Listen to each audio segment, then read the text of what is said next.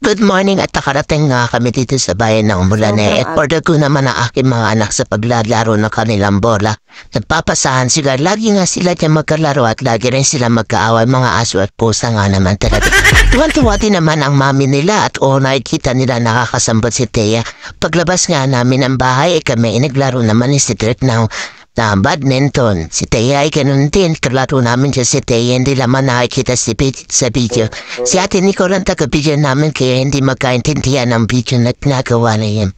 At for the good din naman si Thea talaga sa kanya mga ginagawa dyan o hindi ko maintindihan kung anong ginagawa niya. Akala mo naman talaga player na player si Kuya Cedric at natalo nga niya ako din. Ang score nga pala namin dito ay 20/10.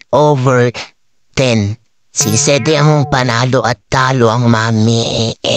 Ito, ikaw nga kay Cedric ayaw ko na dahil ako ay dinadaya niya sa paglalaro.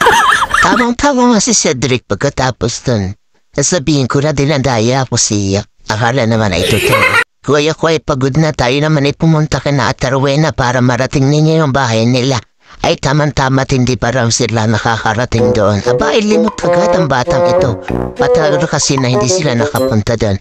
Pagkatapos din na hindi ko na napidyo ng bahay ni Ate Rowena pero kami nakapaglaro pa sa labas ng bahay nila. Yes! Kaya pala Ate Rowena sa panlibre merienda at kami sumakay na ng tricycle at kami inamili ng kanilang mga pagkain. Bumili na rin kami na uulamin namin dahil sila daw ay nagugutom na.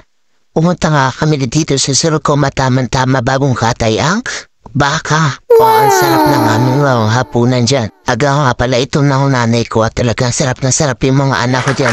Tigka-tatlong kanin sila dito na nakuha at ako na may natuwa dahil sila ay busog na busog, unlimited sa sobrang sarap ng pagkain at luto ng nanay ko. O diba kaya sila ay mapapabalik pa ulit umulan. Ba't sa masarap na luto inay ko, ayan. At pagkatapos nga niyan ay sila ay bumili na kanilang pagkain. Favorite ko kasi yung mikmik ay naging paborito din ng mikmik. Naman silang tatlong magkakapatid. Happy gaming mga anak bye!